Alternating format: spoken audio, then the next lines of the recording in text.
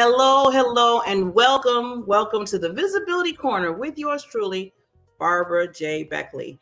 I am so excited today because every time I have a guest, especially when it's a queen, because I call the lady queens, I look at women as royalty, and I always want to remind them that they have their crown. And sometimes we need to make sure it's straightened because they are royalty. So I have a wonderful guest that's coming on today. Before I introduce her, because I got to do royalty right, I just want to welcome you into the Visibility Corner, where what I like to do is maximize your reach and impact with experts, visibility strategies, and get to understand the beacon light in the world. People that are beacon lights. I always say the lighthouse, they're the lighthouse to your soul. Because when you think about it, when you have anybody that can pour in you, anybody that can take what their gifts is, what their special gift they have in you, and then they take that, they put it into either a business or their entrepreneur.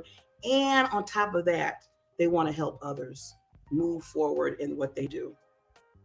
That's saving lives. That's truly saving lives. And people say, you go to that extent, bro? I say, yes, I do. Because when you think about it, if somebody's nurturing you and guiding you and helping you to get to where you want to go in your life, and if you miss out on that opportunity, that's missing out on something of your own purpose that you want to do. So that's why I always give so much gratitude for my guests that come on that are doing the work, that are out there helping others. And this particular queen is amazing, magnificent. I'm telling you, I met her through, yes, and I'm not going to say the word stalker because that sounds too negative. But I follow her because she doesn't even know. She's been my mentor just from watching what she does. And that tells you right there is people are really watching what you do in people's lives because you don't know who's helping. You don't know who's that's helping another person. So this particular lady, and I know you're like, would you tell us? I know I'm keeping you in suspense. Mrs. Doctor, yes, Dr. Karen Hill Pruden. She is basically a superwoman. She's basically in the C-suite strategist who works with females, middle managers seeking senior leadership positions. And she really made it small, but this woman, she's a speaker, she's international, she's an author, she does summits for people, she helps other speakers get on stages.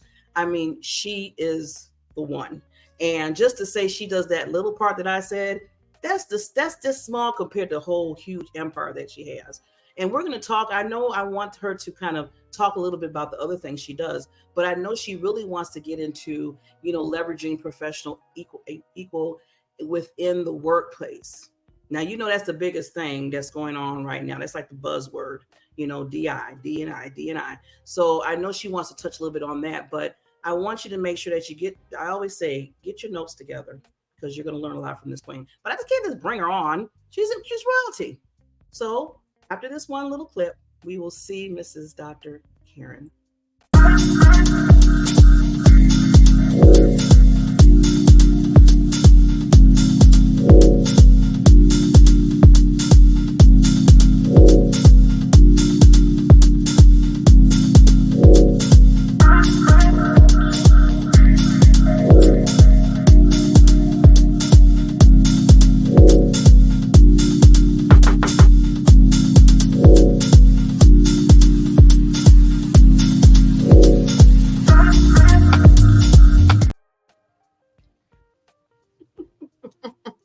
Doing that little dance for you, lady. Hello. Hello, royalty is in the house. Yes, it is. Well, first, before you even speak your wonderful wisdom of words, I want to thank you for taking the time out to come to the Visibility Corner. Thank you for having me. Thank you. I'm all about partnerships and collaborations. And so this is a partnership and this is a collaboration. Yes. And I always tell people, just don't collaborate for that time and be like, okay, we're done. No. There's a lot of work to do. And us coming together, we can create that and make it even more less work because we're coming together. So I'm glad that you said that, Queen. I'm glad you said that. So I kind of met you through Lawana Bradford because I know she interviewed you a few months ago. And then I seen a call out that you did for people that wants to be a part of a summit that you were doing. And I sat in that room and I was like, wow, this woman. I said, woo. And then I seen the summit when you did the summit with everybody included. And I so told myself, I said, okay, that's it. That's it. I need to watch this lady because I'm learning so much from you. So I want to thank you for that too. Just showing up for others and making sure that, you know, you are on your thing, because you want to make sure that other people are, you know, moving in their own lanes as well. So thank you for that. Thank you so much. It's always good to know that, you know, your work is being, people think you have an impact and something to say, and they value what it is that you do in this space called life. Yes, definitely. So now you're talking about impact. So I want to get to that. But before we get to the impact, all the impact you're doing, I always like to pull the curtain back a little bit and just see, okay, you've been in a magazine, speaker and all this, but before all of that, I know you just didn't like say, okay, this is what I want to do. There's something that happened. So can you just give us a little backstory? Absolutely. So believe it or not, I was a housewife and a mother. I got married, graduated in June, got married in August. You know, my first boyfriend, first love and everything, asked me what I wanted for my birthday. My birthday happened to be in August. I graduated in June. He asked me what I wanted, and I said I wanted to get married because, you know, where I come from, that's what you do. You get married so that you can do some other things, you know? And so I ended up getting married right out of high school. And so I was a housewife. I actually didn't work. I was a wife, a mother, and I had my children back to back. And that marriage didn't last. It lasted for about 5 years.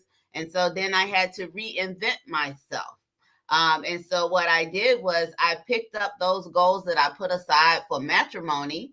I decided now it's time to matriculate. And so I put myself back in college because I was on a path to go back to college. I went all the way up to the terminal degree, you know, from bachelor's to master's to doctorate.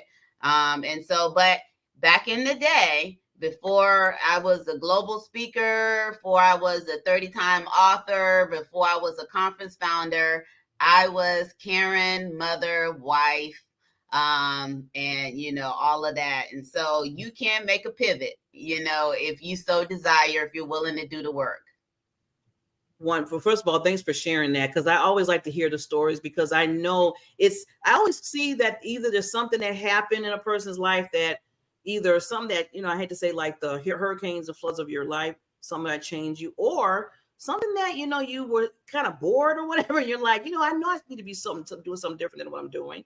Or somebody just gave you that, you know, that push and you're like, okay, maybe I should be doing this. So everybody has their own stories. And I love yours because you went from a 5-year marriage and it didn't work out like you said, but you didn't just sit there and say, oh, well, what was me? You see, I always tell people it's always that choice that you make. And you made a wonderful choice. You say, you know what? I'm going to reinvent myself now. Now, you know, okay, that didn't work, but you know what? I need to pivot and do something different here so I can get to the point of doing my own purpose now. And that's what I love how you did that. Absolutely. I love how you did it. So you talking about reinventing yourself. you put that like on steroids. Well, and I tell people that I don't know if reinventing, I was on the path to go to college, which is why I got married right out of graduating from high school, because I didn't want to be separated from my first love. So that was supposed to be in my future. According to everybody in my family, that's where I was going, but I had other plans in my head. And so I kind of picked up, you know, and so I said, I actually look at it as goals may be dormant, but not denied, you know. And so although my goals were put aside for marriage, I had planned to later in life pick those goals back up. I just ended up picking those goals back up a much earlier because of the divorce. Because once you get divorced, then you have to figure out, well, okay, I'm no longer just wife and mother, but also now I need to provide for myself. I need another type of identity. And so I just picked up what my life was supposed to be before I got married. And I have a community for that. You have to have support in order to do that. And I had the support to do that. And so I was able to do that, because you can't do that with, my children were 3, 2, and 1 when I got divorced. You cannot do that with 2 in diapers, all of them not even in kindergarten. You have to have the support of the community in order to pivot like that. And so I give my success is a community success, because I would not be where I am today if it wasn't for the people who helped me out back in those days. Yes, I'm glad you said that, Queen, about having a community, having people that are there and supporting you every step of the way through the, rough times, through the good times, celebration times. You need individual people to be there. And I always tell people, because I'm just thinking, because I went through with my cancer journey like 13 years ago, be remission right now. And I it was the opposite for me. I didn't really have anybody there for me, even my own husband, which right now we're going through a divorce. But at the time, nobody didn't really understand. It was like I had this virus that they didn't want to catch. It was called cancer. And they didn't know how to maneuver around me. So instead of trying to say, okay, I'm just here for you, they kind of did the denial thing and just kind of went away. So when I hear you and other people say, and really, say over and over again, you need that community when you're dealing with things in life, I always say yes, please, because it is a little rough when you don't have that support there. You got to get by on your own. And that's what I had to do for a while, because I said, well, I'm not going to be sitting here like, well, it was me, because I'm not that type of person. So I said, I'm going to have to just push a little bit more. But, you never know. Some people need that extra. And if the person's not there, you never know what's going to happen to them. So I'm glad that you, enforce that when you're talking to, like, especially the sister leaders, as you do. Absolutely. Absolutely. Women, we are so multifaceted, and we are responsible for making so many decisions in life. And some of our decisions usually impact not only ourselves, but others, family members, sometimes children, spouses, significant others. And so when we find ourselves at that fork in the road, it is comforting to know that if I make this decision, that I have someone that can assist me when I make this decision. It's still going to be work on your part, but just knowing that you have someone on your side that you could possibly even talk to verbally, emotional support is critical to you feeling like that you can continue that path towards success, whatever that is. Yes. Yes. I always tell people, even if you send me a little happy face or just, a little text saying, you know what, you got this. I believe in you. I mean, that goes a long way. And I tell people that. People say, oh, I'm going to send a little text. I said, but you don't know. At that time, that person might have needed that, because they might be really dealing with something in their lives. So yes, that's one thing I like to do. That's one thing I like to do, is just out of the blue. It's not nobody's birthday or anything like that. It's just a normal day. And I might say, hey, Dr. Karen, I just want to let you know you are the bomb. You the boss. Awesome. So that's who Karen was before how people know me today as the C-suite strategist and the founder of Sister Leaders. Yes. So now with that, I want to dive a little bit into that, because I know that there's two things, and we're talking about visibility too. So I like how you have created this for the ladies, and there was two things you wanted to kind of talk about, is leveraging professional equality, I think, within the workplace. Leveraging professional equity within the workplace. Yeah. Professional equity is very similar. If you know anything about equity, most people associate it with home ownership or property ownership, where you invest in something, and then over time you are able to possibly later tap into that value that has been built up in that. So professional equity is very similar to that. It is over time. There's 3 legs of professional equity: is reputation, relationships, and expertise. And as you cultivate those 3 elements of professional equity, you will be able to, when needed, tap into that to sustain yourself, sometimes doing reduction in force. Sometimes people will look out for you and create jobs for you because they know your area expertise. And so professional equity is reputation, relationships, and expertise. And I'll tell you a little bit about each one. So reputation. Your reputation is not your title. It is the results that you generate in the marketplace. In other words, when you walk into a room, what do people think as soon as you walk into the room? For me, people think C-suite sister leaders, because most people know me all about leadership. I'm all about the women, sustainability and acquisition.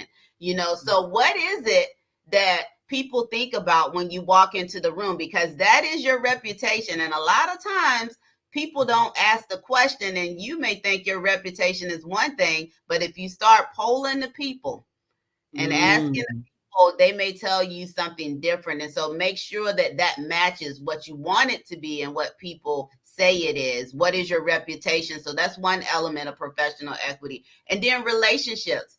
Our success is built on relationships. And since I work with a lot of women who are entrepreneurs working within a business and corporate structure, our success is dependent upon our relationships that we build. And so the relationships we build with the people that we manage and lead, the relationships that we build with our peers, the relationships that we build with creditors, vendors, volunteers, stakeholders, board members, everything is about relationships. And so you need to know that you need to network up, down, and after 5. And a lot of people don't understand that. You need to network up and down the chain. So you need to network down the chain because your success is built on everything that the people up under you do. As a leader, you are in the most vulnerable position because you can't do all of those positions that you are responsible for. And so networking down the chain is getting to know people beyond that surface relationship. That's what I mean by networking.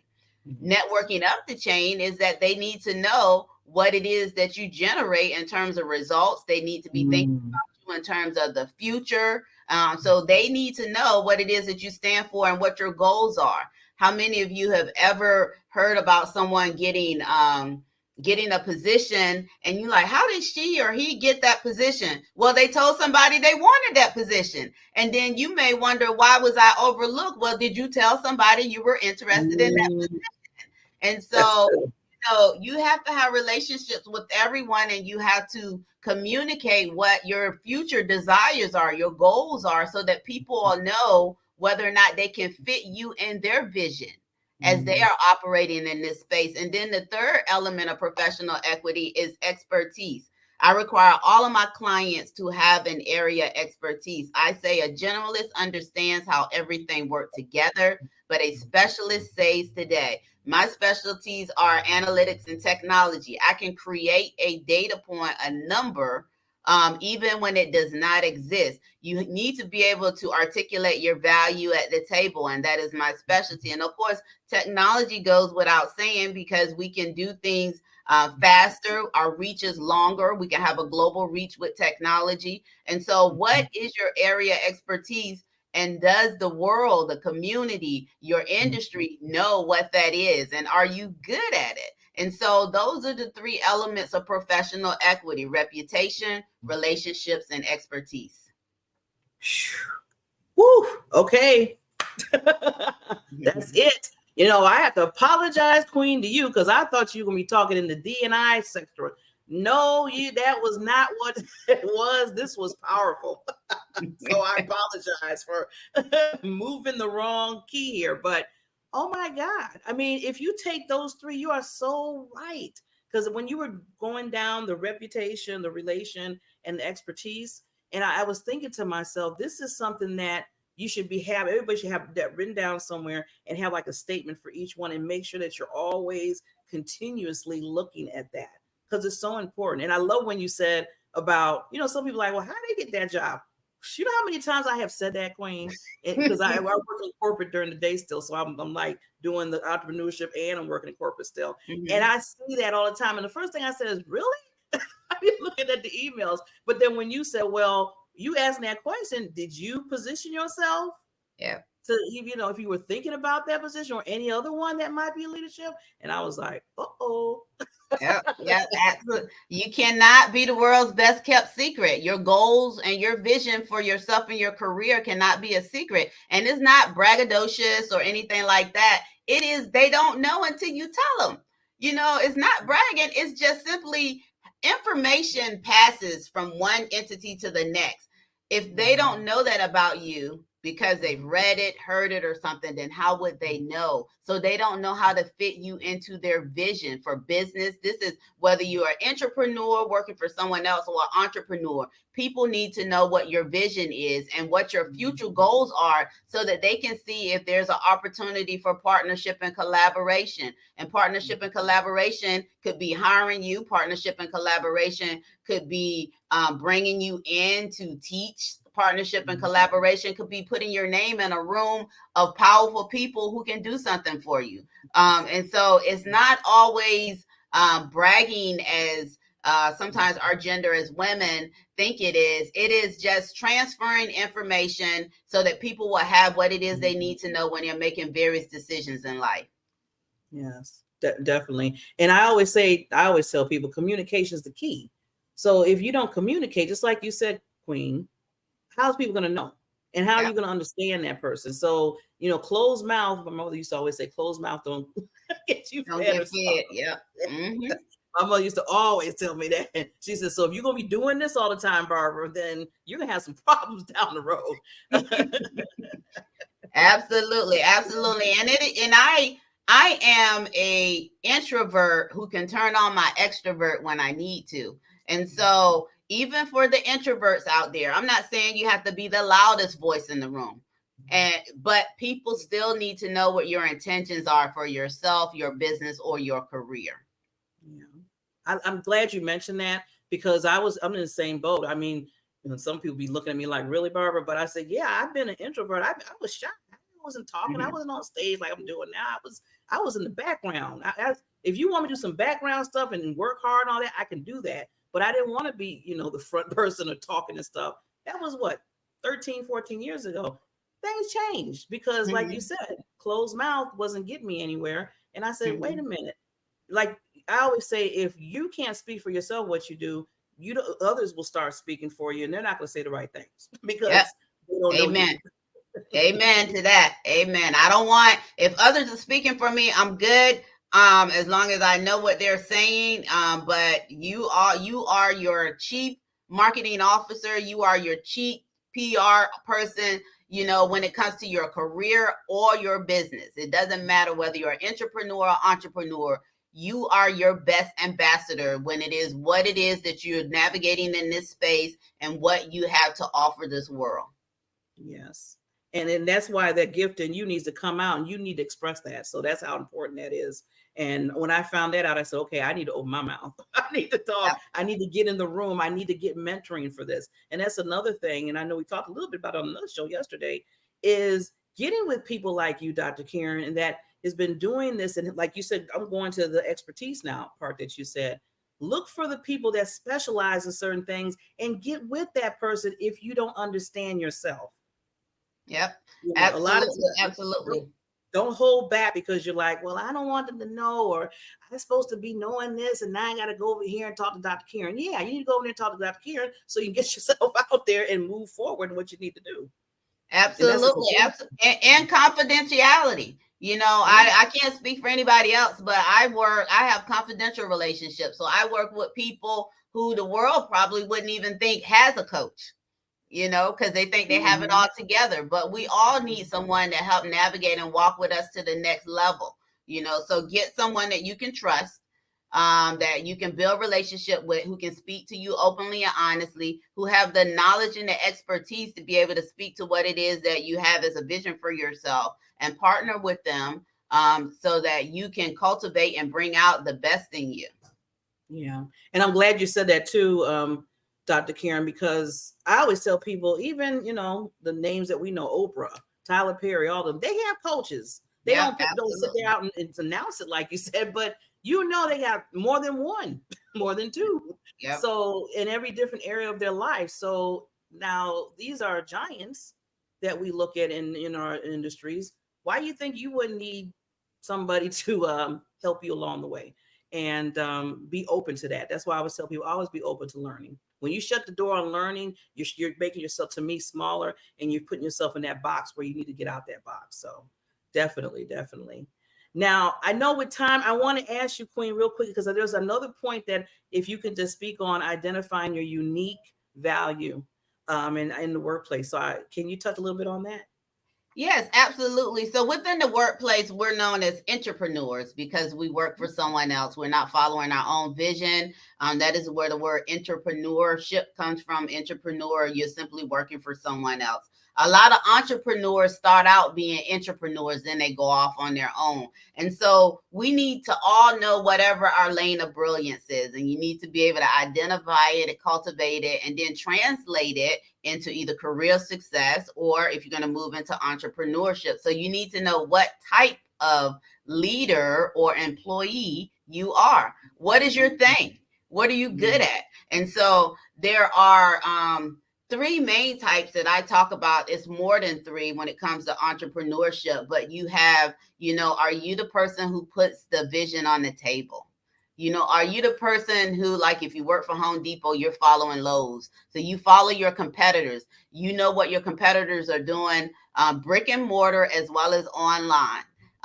So are you that person? Because then you're that visionary who puts the next step for the organization on the table. You're the person who say, this is what we need to do. This is who we need to pay attention to. So you're a visionary.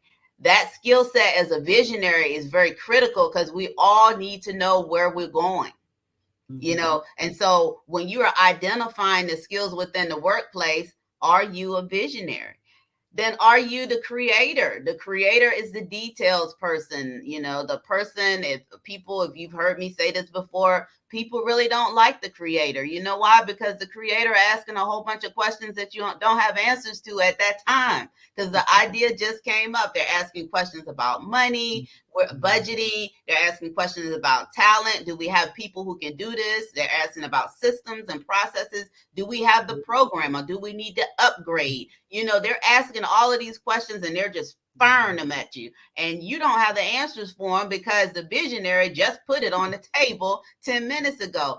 Are you that person?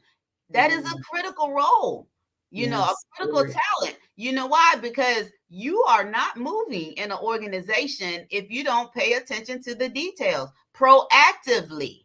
Because if you move into implementation stage without considering the details, then you're going to stop and you will no longer be implementing. And so is that your skill set? Is that your lane of brilliance?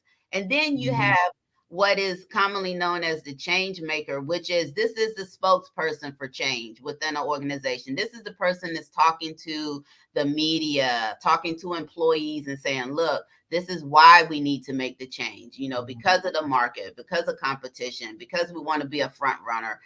They are the person that's generally associated with the change because they're the person that's getting buy-in in all kinds of ways, externally and internally. And so are you the front-facing change maker? And look, get this, a lot of times the change maker is the person, if you're in an entrepreneur world, people think the change maker is the person who owns the company, even when they don't own the company. You know why? Because their face is associated with whatever it is that you're talking about.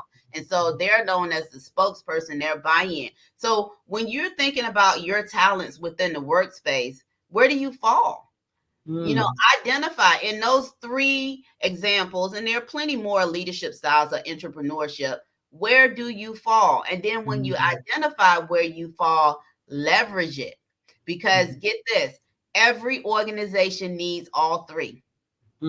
Yes. They cannot move forward without a vision. They cannot move forward without having the proper infrastructure, people, processes, standard operating procedures, and programs and systems, hardware and software.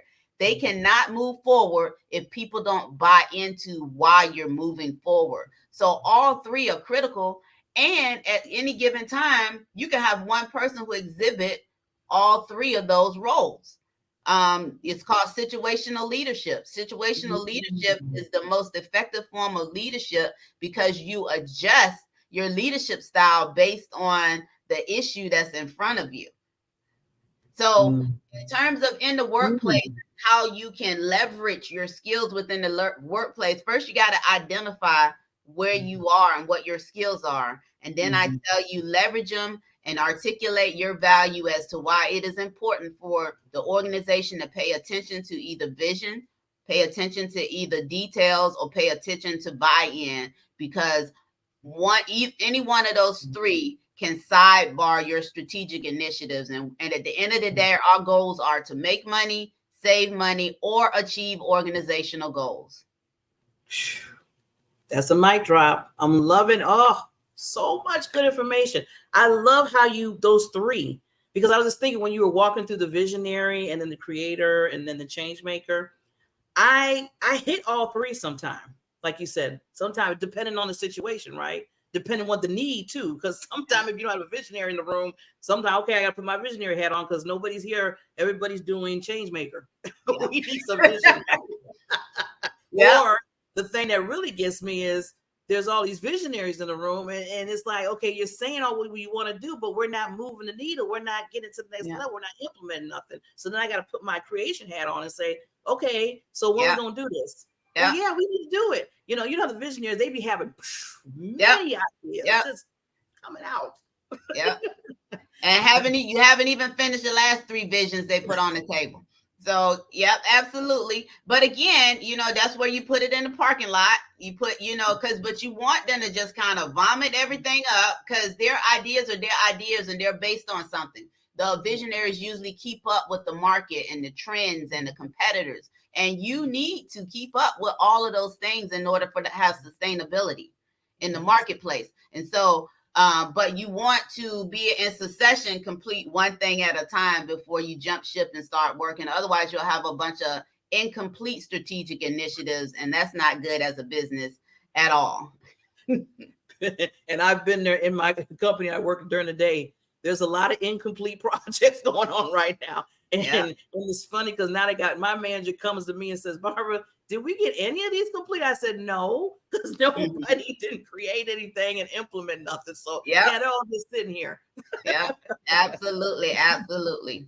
So you need all three. You definitely need all three, even if you're, like you said, working in the corporate area, the C-suite, or you just doing your own business. You always want to have that. And when you find a team, that's wonderful. You get people in the different areas. But if it's just you for right now, at the beginning, you got to put on 3 hats. Absolutely. Just have a checklist. Make sure you got everything covered, and most entrepreneurs start off as solopreneurs. So it is just them in the beginning. And so if they don't think about all 3 of those areas, they will think about it when they try to implement, because things will stop in implementation if you haven't considered those 3 major areas, which is why I cover those 3 major areas in entrepreneurship, because those are the 3. They're not the 3 only areas, but they're the 3 major areas. And then, these are 3, totally 3 major. Well, Queen, I'm glad that, I know with the time, and I wanted you to finish. I wanted to get that last 3 points because they're so powerful. So thank you for sharing that. But I'm going to give you the stage for a minute. For a few seconds. And I want you any lasting thoughts you have for the audience, and I'll come back up and I'll make sure they get your contact as you're speaking. So absolutely. Thank you for having me.